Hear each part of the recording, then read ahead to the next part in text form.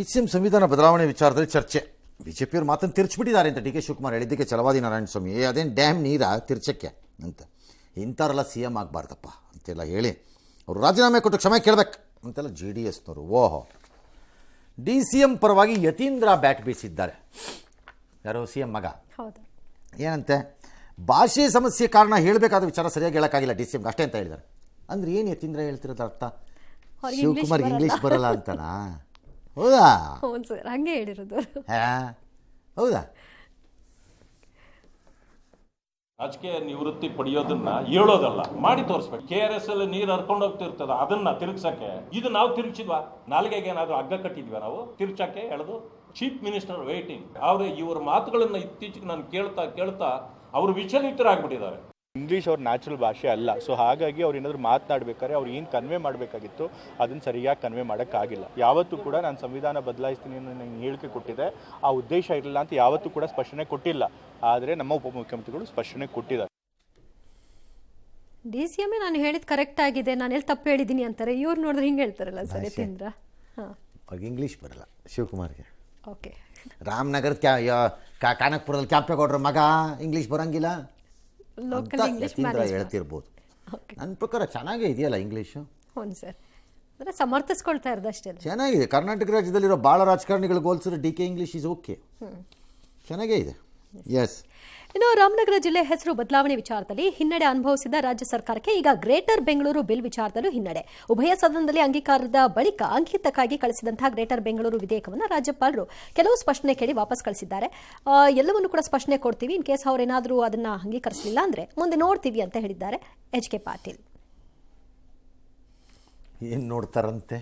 ಸಂವಿಧಾನದಲ್ಲಿ ಏನು ಅವಕಾಶ ಇದೆ ಅದನ್ನ ಬಳಸ್ಕೊಳ್ಳಿ. ಯಾರು ಬೇಡ ಅಂದಿರೋರು ನಿಮ್ಮನ್ನ ನೀನೋ ಬಳಸ್ಕೊಂಡ್ಬಿಟ್ಟಿದ್ದೀರಿ. ಇದೊಂದು ಯಾವ್ದು ಯಾವ ಲೆಕ್ಕ ನಮಗೆ? ನಮ್ಗೇನು ನಿಮ್ಗೆ ಅಧಿಕಾರ ಬಂದಿದ್ದಕ್ಕೆ ನಮ್ಗೇನು ರಾಗಿ ತಪ್ಪೋದು ತಪ್ಪಲ್ಲ. ಹಾಲು ಬೆಲೆ ಏನು ಕಡಿಮೆ ಆಗಲ್ಲ, ಬಸ್ ರೇಟ್ ನೀರೇನಾಗಲ್ಲ, ಬಸ್ ಏನಾಗಲ್ಲ, ಪವರ್ ಏನಾಗಲ್ಲ, ತಿನ್ನೋ ಅನ್ನ ಆಗಲ್ಲ, ಹೆಣ ಸುಡೋ ಜಾಗದ್ದಾಗಲ್ಲ. ಹೆಣ ಸುಡೋ ಜಾಗದ ಇನ್ನೂ ಮಾಡಿಲ್ವಾ? ಇಲ್ಲ, ಅದಕ್ಕೆ ಏಥೋ ಮನ ಮರ್ಯಾದೆ ಎಲ್ಲ ಬೇಗ ಮಾಡ್ರಿ. ಹಂತ ಹಂತವಾಗಿ ಬರ್ತಿದ್ದಾರೆ. ಕೈಗೆ 10 ರೂಪಾಯಿ, ಬಲಗೈಗೆ 10 ರೂಪಾಯಿ. ಸರ್, ಇಡೀ ದೇಹ ಅಂತ ಬರಲ್ವಾ? ದೇಹ ಅಂತ ಮಾಡಂಗಿಲ್ಲ, ತೂಕದ ಆಧಾರದಲ್ಲಿ, ಹೆಣದ ತೂಕದ ಆಧಾರದಲ್ಲಿ. ಹೆಣ ಇಷ್ಟು ತೂಕ ಇದ್ದರೆ ಇಷ್ಟು ದುಡ್ಡು, ಗಂಡಾದರೆ ಇಷ್ಟು, ಹೆಣ್ಣಾದರೆ ಇಷ್ಟು, ವಯಸ್ಸು ವಿಪರೀತ ವಯಸ್ಸಾಗಿದ್ರೆ ಇಷ್ಟು ದುಡ್ಡು, ಚಿಕ್ಕವರಾಗಿದ್ದರೆ ಇಷ್ಟು ದುಡ್ಡು, ಮಕ್ಕಳಾಗಿದ್ದರೆ ಗ್ಯಾರಂಟಿ ಸ್ಕೀಮಿನಲ್ಲಿ ಫ್ರೀ, ರೋಗದಿಂದ ಸತ್ತಿದ್ದರೆ ಹೀಗೆ ಒಂದು ಲಿಸ್ಟ್ ಮಾಡ್ಬೇಕಲ್ಲ. ಸ್ವಲ್ಪ ದುಡ್ಡು ಬರಲ್ವಾ? ತಗೊಂಡು ಮಾಡಿ ತಿನ್ರಿ ಅತ್ಲ ಕಡೆ ಚೆನ್ನಾಗಿ. ಐಡಿಯಾ ಬಂದಿಲ್ಲ. ಉತ್ತರ ಪ್ರದೇಶದಲ್ಲಿ ಅಲ್ಪಸಂಖ್ಯಾತರ ಭದ್ರತೆ ಕುರಿತು ಯೋಗಿ ಆದಿತ್ಯನಾಥ್ ಏನೋ ಹೇಳಿದಾರಂತೆ. ಹಿಂದೂಗಳು ಸುರಕ್ಷಿತವಾಗಿದ್ದರೆ ಅಲ್ಪಸಂಖ್ಯಾತರು ಸುರಕ್ಷಿತವಾಗಿರ್ತಾರೆ ಅಂತ. ಮುಸ್ಲಿಮರ ಮನೆ ಅಂಗಡಿಗಳು ಭಸ್ಮ ಆಗಿದ್ದು, ಹಿಂದೂಗಳ ಮನೆಯೂ ಆಗಿತ್ತು. ಈ ಪರಿಸ್ಥಿತಿ ಬದಲಾಗಿದೆ, ಎಲ್ಲರೂ ಸುರಕ್ಷಿತವಾಗಿದ್ದಾರೆ. ಮುಸ್ಲಿಮರು ಎಲ್ಲಾದರೂ ಸುರಕ್ಷಿತವಾಗಿದ್ದಾರೆ ಅನ್ನೋ ಜಾಗ ಇದ್ದರೆ ಅದು ಉತ್ತರ ಪ್ರದೇಶನೇ ಅಂತೆಲ್ಲ ಹೇಳಿದ್ದಾರೆ. ಸರಿ, ಕೆಲವೊಮ್ಮೆ ಕೆಲವರಿಗೆ ಕೆಲವನ್ನ ಅರ್ಥ ಆಗೋ ಭಾಷೆನಲ್ಲೇ ವಿವರಿಸಬೇಕು ಅಂತೆಲ್ಲ ಹೇಳಿದ್ದಾರೆ. ಸರಿ, ಮಥುರಾ ವಿಚಾರದ ನಾವು ಕೋರ್ಟ್ ಆದೇಶ ಪಾಲನೆ ಮಾಡ್ತಿದ್ದೀವಿ, ಇಲ್ಲದ್ರೆ ಅಲ್ಲಿ ಏನೇನೋ ಆಗೋಗಿರೋದು ಇಷ್ಟೊತ್ತಿಗೇನೇನೇ ಅಂತ ಹೇಳಿದ್ದಾರೆ. ಛತ್ರಪತಿ ಮನುಸ್ಮೃತಿ ಪ್ರಕಾರ ಛತ್ರಪತಿ ಸಂಭಾಜಿಯನ್ನು ಔರಂಗಜೇಬ್ ಕೊಲಿಸಿದ ಅಂತ ಕಾಂಗ್ರೆಸ್ ಮುಖಂಡ ಹುಸೇನ್ ದಳವಾಯಿನವನು ಯಾವನು ಇಡಿಯಟ್ ಆ್ಯಂಡ್ ಫೂಲ್ ಒಬ್ಬ ಯಾರೋ ಉತ್ತರ ಹೇಳಿದಾರಂತೆ. ಇವರೆಲ್ಲರನ್ನು ಹಿಸ್ಟಾರಿಯನ್ಸ್ ಮಾಡಿ ಪ್ರೊಫೆಸರ್ಸ್ ಮಾಡೋದು ಒಳ್ಳೆಯದು. ಇವ್ರನ್ನೆಲ್ಲ ದಿನಕ್ಕೊಂದು ಸಂಶೋಧನೆ ಮಾಡಿಕೊಂಡು ಬರುವಂತಹ ಘನತೆವೆತ್ತ ಪ್ರೊಫೆಸರ್ಗಳು ಇವರು. ಬೇರೆಯವರು ಓದ್ ತಿಳ್ಕೊಳ್ಳಿ ಅಂತ ಬೇರೆ ಹೇಳ್ತಾರೆ. ಎಸ್. ಇನ್ನು ಅತ್ಯಾಚಾರ ಸಂಬಂಧ ಅಲಹಾಬಾದ್ ಹೈಕೋರ್ಟ್ ನೀಡಿದ್ದ ಆದೇಶಕ್ಕೆ ಸುಪ್ರೀಂ ಕೋರ್ಟ್ ತಡೆ ಕೊಟ್ಟಿದೆ. ಅಪ್ರಾಪ್ತ ಸಂತ್ರಸ್ತಿಯ ಎದೆ ಮುಟ್ಟೋದು, ಪೈಜಾಮದ ಲಾಡಿ ಎಳೆಯೋದು, ಬಲವಂತವಾಗಿ ಕಿರಿದಾದ ಸೇತುವೆಯೊಂದರ ಕೆಳಗೆ ಎಳೆದೊಯ್ಯುವುದು ಅತ್ಯಾಚಾರ ಮತ್ತು ಅತ್ಯಾಚಾರ ಯತ್ನ ಆಗಲ್ಲ ಅಂತ ಮಾರ್ಚ್ 17ರಂದು ಅಲಹಾಬಾದ್ ಹೈಕೋರ್ಟ್ ಅಭಿಪ್ರಾಯಪಟ್ಟಿತ್ತು. ಇದು ಭಾರೀ ಚರ್ಚೆಗೂ ಕೂಡ ಗ್ರಾಸವಾಗಿತ್ತು. ಈ ಬಗ್ಗೆ ಸ್ವಯಂ ಪ್ರೇರಿತ ವಿಚಾರಣೆ ನಡೆಸಿದ ಸುಪ್ರೀಂ ಕೋರ್ಟ್ ಅಲಹಾಬಾದ್ ಹೈಕೋರ್ಟ್ ಆದೇಶಕ್ಕೆ ತಡೆ ಕೊಟ್ಟಿತು. ವಿವಾದಾತ್ಮಕ ವ್ಯಾಖ್ಯಾನದ ಬಗ್ಗೆ ವಿವರಣೆ ನೀಡಲು ಸೂಚಿಸಿ ಕೇಂದ್ರ ಮತ್ತು UP ಸರ್ಕಾರಕ್ಕೆ ಸುಪ್ರೀಂ ಕೋರ್ಟ್ ನೋಟಿಸ್ ಕೊಟ್ಟಿದೆ. ಜಡ್ಜ್ಮೆಂಟ್ ಕೊಟ್ಟಿರೋದು ಬೆಂಚ್ ಅಥವಾ ಜಡ್ಜ? ಕೇಂದ್ರದವರು UP ಸರ್ಕಾರಕ್ಕೆ ಸುಪ್ರೀಂ ಕೋರ್ಟ್ ನೋಟಿಸ್ ಕೊಟ್ಟರೆ ವಿವರಣೆ ಕೊಡಿ ಅಂತ ವ್ಯಾಖ್ಯಾನಕ್ಕೆ ಏನು ಕೊಡೋದು?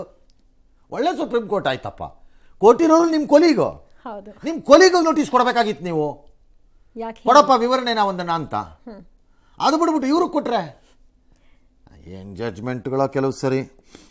ಏನು ಮಾಡೋದು? ಹಣೆ ಬರಕ್ಕೆ ಒಂದೊಂದ್ಸರಿ ಈ ಥರ ಜಜ್ಮೆಂಟ್ಗಳು ಬರುತ್ತವೆ. ಎಸ್, ಅಮೆರಿಕಾ ಅಧ್ಯಕ್ಷರು ಏನೇನು ಮಾಡ್ತಾರೆ, ಕೆಲವೆಲ್ಲ ಹುಚ್ಚು ಅಂತಾರೆ, ಕೆಲವರು ಬಾಯಿ ಬನ್ನಿ ಮಾಡ್ತಾರೆ ಅಂತಾರೆ, ಎಲ್ಲ ಕೆಲವೆಲ್ಲ ಕರೆಕ್ಟಾಗೇ ಇರುತ್ತಪ್ಪ. ಹಾಂ ಸರ್. ಈಗ ಹೇಳ್ತಾರೆ ನೋಡ್ರಿ, ಅಲ್ರಿ ಅಮೆರಿಕದಲ್ಲಿ ಮುಂದೆ ಮತ ಚಲಾವಣೆ ಮಾಡೋರು ಪೌರತ್ವದ ಸಾಕ್ಷಾತ್ ತೋರಿಸ್ಬೇಕು ಅಂತ, ಕರೆಕ್ಟ್ ಅಲ್ವೇ? ಇಲ್ಲದೆ ಹೆಂಗೆ ಹಾಕೋಕ್ಕಾಗ? ಮಾಡಿದ್ರು ಡೆಮಾಕ್ರೆಟ್ಸು, ಯಾರು ಬೇಕಾದ್ರೂ ಓಟ್ ಹಾಕ್ಬೋದಂತೆ. ಅವ್ರು ಮಾಡಿದ್ರು, ಜಾಸ್ತಿ ನಡ್ಕೊಂಡು ಹೋಗ್ತಿರೋ ಓಟ್ ಹಾಕ್ಬೋದಿತ್ತಂತೆ, ಅವ್ರು ಮಾಡಿದ್ರು. ಅವರು ಸರಿ, ಪಾರ್ಟಿ ಮಾಡೋದು ಕೆಲವೆಲ್ಲ. ಚುನಾವಣೆಯಲ್ಲಿ ಅಗತ್ಯ ಇರುವ ನಿಯಮ ತರಬೇಕು, ನಾವು ಅದ್ರಲ್ಲಿ ವಿಫಲರಾಗಿದ್ದೀವಿ. ಭಾರತದಂಥ ದೇಶ ಮತಚೀಟಿಗೆ ಬಯೋಮೆಟ್ರಿಕ್ ಡೇಟಾಬೇಸನ್ನು ಅನುಸಂಧಾನ ಮಾಡೋ ಹಂತಕ್ಕೆ ಹೋಗ್ತಾ ಇದ್ದಾರೆ ಅವರುಗಳು. ಎಷ್ಟು ಚೆನ್ನಾಗಿ ಮಾಡ್ತಿದ್ದಾರೆ. ಮೇರ ದೋಸ್ತ ಅಂತ ಹೇಳ್ಬೋದಾಗಿತ್ತು ಬೇಕಾರೆ. ಇಲ್ಲಿ ಮೋದಿ ಭಕ್ತರು ಕುಣಿದು ಕುಪ್ಪಳಿಸ್ಬಿಡ್ತಿದ್ರು ಪಾಪ.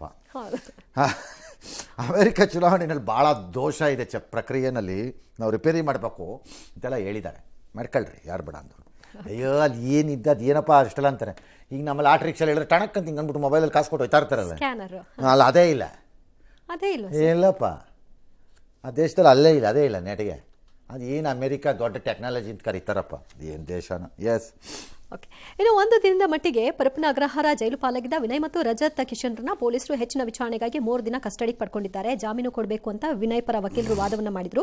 ಇಲ್ಲ, ನೈಜ ಮಚ್ಚನ್ನ ಅವರು ಜಪ್ತಿ ಮಾಡಿಲ್ಲ, ಹೆಚ್ಚಿನ ವಿಚಾರಣೆಗೆ ಅಗತ್ಯ ಇದೆ ಅಂತ ಕೇಳಿದ್ರಿಂದ 3 ದಿನ ಕೊಟ್ಟಿದ್ದಾರೆ. ಹಾಗಾಗಿ ಅವರು 3 ದಿನ ವಿಚಾರಣೆಗೆ ಒಳಪಡ್ತಾರೆ. ಏನಕ್ಕೆ ಅವ್ರನ್ನ ತಗೊಂಡಿರೋದು? ಮಚ್ ಸಿಕ್ಕಿಲ್ವಲ್ಲ ಸರ್, ಮಚ್ ಇವಾಗ ರಿಕವರ್ ಆಗ ಮಚ್ಚಿ ಸಿಗಬೇಕೀಗ. ಸರ್ ತೆಕ್ಕಳಪ್ಪ, ಮಚ್ಚಿಗಾಗಿ ಹುಡುಕಾಟ. ಚೆನ್ನಾಗಿದೆ ಸ್ಕೀಮ್ಗಳು. ಬಿಡೋಂಗೆ ಮಾಡೋದು, ಹಿಡ್ಕೊಳಂಗೆ ಮಾಡೋದು. ಅದು ಏನಪ್ಪ, ಬೆಲೆ ಏರಿಕೆಯಿಂದ ಕಂಗಾಲಾಗಿ ಹೋಗ್ತಿರೋ ಜನಕ್ಕೆ ಇನ್ನೊಂದು ಬರೆ ಬೀಳತ್ತಾ ಅಂತ ಜೀವರಕ್ಷಕ ಔಷಧಿಗಳ ಮೇಲೆ ಬೆಲೆ ಹೆಚ್ಚಾಗ್ಬೋದು ಅಂತಿದ್ದಾರೆ. ಕ್ಯಾನ್ಸರು, ಮಧುಮೇಹ, ಹೃದಯ ಸಂಬಂಧಿತ ಕಾಯಿಲೆಗೆ ಕಾಯಿಲೆ ಔಷಧಿಗೆ ಬೆಲೆ ಆಗತ್ತೆ. ಯಾಕೆ ಅಂದರೆ ನಿಯಂತ್ರಿತ ವರ್ಗದ ಔಷಧಿಗಳ ಬೆಲೆ 1.7%, 1.7% ಅಷ್ಟೇ. ಅಂದರೆ 100 ರೂಪಾಯಿಗೆ ₹1.70 ಅಷ್ಟೇನಾ? ತುಂಬ ಜಾಸ್ತಿ ಅಲ್ಲ ಹಂಗಾರದು. ಬಟ್ ಏನೇ ಅಲ್ಲ, ಜಾಸ್ತಿನೇ. ಆಮೇಲೆ ಪ್ರಾಬ್ಲಮ್ ಇಂಡಿಯಾಲಿ ಏನು ಅಂದರೆ, ಈಗ 3 ಯಾವುದು ಹೇಳಿದಿರಿ, ಕ್ಯಾನ್ಸರು, ಮಧುಮೇಹ ಮತ್ತು ಹೃದಯ ಸಂಬಂಧಿತ ಕಾಯಿಲೆ. 3 ಈ ದೇಶದಲ್ಲಿ 130 ಕೋಟಿನಲ್ಲಿ 129,99,99,99,000 ಜನಕ್ಕೆ ಇರೋವಂಥದ್ದು. ಈ 3ರಲ್ಲಿ ಯಾವುದೋ ಒಂದಿರೋ ಅಂತಾರಪ್ಪ ಎಲ್ಲ. ಹಂಗಿದೆ ನಮ್ಮ ದೇಶದ ಪರಿಸ್ಥಿತಿ. ನೋಡೋಣ, ಏನೋ ಮಾಡ್ತಾರೆ, ಕೊಡ್ತಾರೆ ಬಿಡ್ರಿ. ಯಾರೋ ಒಬ್ರು ದಿನೇಶ್ ಗುಂಡೂರಾವ್ ಹೇಳಿದ್ರೆ ಎಲ್ಲರಿಗೂ ಫ್ರೀ ಕೊಡ್ತಾರೆ. ಸರ್ ಕೊಡ್ತಾರೆ, ಬೇಜಾನ್ ದುಡ್ಡಿದೆ. ಶರಣ್ ಪ್ರಕಾಶ್ ಪಾಟೀಲ್ ಹೇಳಿಲ್ವಾ, ಯಾವ ಕೊರತೆನೂ ಇಲ್ಲ, ಸುಮ್ಮನೆ ಕಸದ ಥರ ಎಸಿತಾ ಇದ್ದೀವಿ ಮಾತ್ರೆಗಳೆಲ್ಲ, ಅಷ್ಟಷ್ಟು ಇದೆ ನಮ್ಮ ಹತ್ರ. ದಿನೇಶ್ ಗುಂಡೂರಾವ್ ಅವರೆಲ್ಲ ಹೇಳಿಲ್ವಾ, ಬೇಸಿಕ್ ಟ್ರೀಟ್ಮೆಂಟ್ ಕೊಡಬೇಕಾದ್ರೆ ಕೊಡ್ತಾ ಇಲ್ಲ, ಇನ್ನು ಖಾಲಿ ಅಂತಾರೆ. ಬೇಸಿಕ್ ಕೊಡಲ್ಲ, ನಾವು ದೊಡ್ಡ ಕೊಡ್ತೀವಿ. ನಾವು ಈ ಸಣ್ಣ ಪುಟ್ಟ ಮೋರಿ ಕ್ಲೀನ್ ಮಾಡೋ ಕೆಲಸ ಕೈ ಹಾಕ್ತೀವಾ MLAಗಳು, ಮಿನಿಸ್ಟರ್ಗಳು, ಅದೆಲ್ಲ ಪಾಲೋಯರ್ಸಿಗೆ ಬಿಟ್ಟಿರ್ತೀವಿ. ಮಣ್ಣು ತೆಕ್ಕೊಂಡು ಕಾಸು ಮಾಡ್ಕೊ ಅಂತ ಲೆವೆಲ್ ಇರುತ್ತೆ. ಫಾರ್ ಎಕ್ಸಾಂಪಲ್, ಸುಮ್ಮನೆ ನಾನು ಹೇಳಿರೋದಪ್ಪ, ಹಂಗಾಗಿದೆ ಅಂತ ನಾನು ಹೇಳಿಲ್ಲ. ಸ್ಮಾರ್ಟ್ ಮೀಟರ್ ಅಂತ ಇಟ್ಕೊಳ್ಳೋಣಪ್ಪ. ಲೆವೆಲ್ ಬೇಕು ಏನಾದ್ರು ಮಾಡಬೇಕು ಅಂದರೆ. ಅಂದರೆ ತಿನ್ನೋವಾಗಲೂ ಕಸಕ್ಕೂ ಕ್ವಾಲಿಟಿ ಇದೆ, ಗೊತ್ತಾ? ಕಸದಲ್ಲೂ ಕ್ವಾಲಿಟಿ. ಯಾವನ ಹೇಳೋನು ಇಲ್ಲ ಅಂತ, ಬಂದು ನನ್ನ ಮುಂದೆ ನಿಂತ್ಕೊಳ್ಳಿ ಅವನಾರು ಒಬ್ಬ, ಸೈಂಟಿಫಿಕ್ ಆಗಿ ಪ್ರೂವ್ ಮಾಡಕ್ ಬಿಡ್ತೀನಿ. ಕಸದಲ್ಲಿ ಕ್ವಾಲಿಟಿ ಇದೆ, ಎಲ್ಲ ಕಸ ಅಲ್ಲ. ಕೆಲವು ಕಸಗಳಿಗೆ ವಿಪರೀತ ಬೆಲೆ, ಕೆಲವು ಕಸಕ್ಕೆ ಬೆಲೆ ಇಲ್ಲ. ಪ್ಲಾಸ್ಟಿಕ್, ಕಸದ ರೂಪದಲ್ಲಿ ಬರುವ ಪ್ಲಾಸ್ಟಿಕ್ ಬೆಲೆ ಇದೆ, ಮೆಟಲ್ ಬೆಲೆ ಇದೆ. ಮಾರುಕಟ್ಟೆಗಳಲ್ಲಿ ಉತ್ಪಾದನೆ ಆಗುವ ತರಕಾರಿ ಕಸ ಬೆಲೆ ಇದೆ.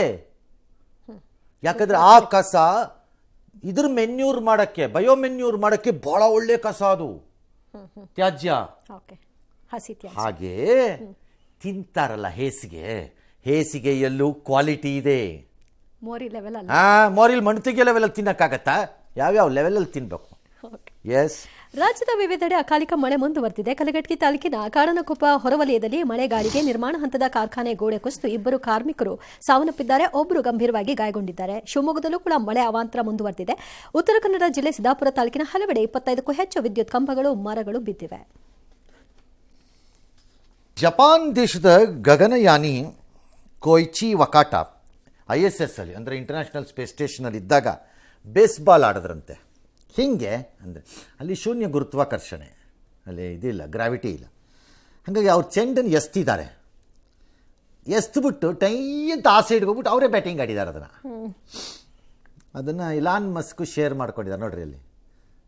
ಎಸ್ತ್ರೀಗ ಬಾಲು ಹೋದರು, ಈಗ ಅವರೇ ಆ ಕಡೆಗೆ ಹೋದರು, ಹೋಗ್ಬಿಟ್ಟು ಬ್ಯಾಟ್ ತಗೊಂಡು ಬಾರಿಸಿದ್ರು ಅಷ್ಟೇ. ಈ ಕಡೆಗೆ ಹಾಕ್ಕೊಂಡ್ರು ಬಾಲ್, ಕಡೆಯಿಂದ ಈ ಕಡೆ. ಹಾಂ, ಈ ಕಡೆಗೆ ಹಾಕ್ಕೊಂಡ್ರು, ಅವರೇ ಆಡಿದ್ರು ಆಟನ. ಈಗ ಕೆಲವು ಸರಿ ಮಕ್ಕಳೆಲ್ಲ ಆಟ ಆಡ್ತಿರುತ್ತವೆ, ಜಗಳ ಆಗ್ಬಿಡುತ್ತೆ ಕ್ರಿಕೆಟ್ ಆಡೋವಾಗ. ಏಯ್ ನಾವು ನಿಮ್ಮ ಜೊತೆ ಆಡೋಲ್ಲ ಹೋಗೋ ಅಂದ್ಬಿಟ್ಟು ಎಲ್ಲ ಮಕ್ಕಳು ಹೋಗ್ಬಿಡುತ್ತೆ ಬ್ಯಾಟಿಂಗ್ ಕೊಡ್ಲಿಲ್ಲ ಅಂತ ಬರೀ ಏನೋ ಗಲಾಟೆಗೆ. ಆಗ ಒಂದು ಮಗು ಬೇಡ ಬಿಡ್ರೋ ನಾನೇ ಆಡ್ಕತ್ತೀನಿ ಅಂತ ಅಲ್ಲಿ ಕಾಂಪೌಂಡ್ಗೆ ಬಾಲ್ ಆಡ್ತಾ ಇರಲ್ವ ಸುಮ್ಮನೆ, ಹೌದು, ಹಾಗೆ ಅವರವರೇ ಆಟ ಆಡ್ಕೊಳ್ಳೋದಿದೆ. ವಿಚ್ ಈಸ್ ಪಾಸಿಬಲ್ ಅಲ್ಲಿ, ಬಿಕಾಸ್ ಅಲ್ಲಿ ಗ್ರಾವಿಟೇಷನ್ ಫೋರ್ಸ್ ಇಲ್ಲ ಅಲ್ಲಿ ಹ್ಯೂಮನ್ ಬಾಡಿ ಮೇಲೆ. ಹಾಗಾಗಿ ದಿಸ್ ಇಸ್ ಸಾಧ್ಯ ಆಗಿದೆ. All right.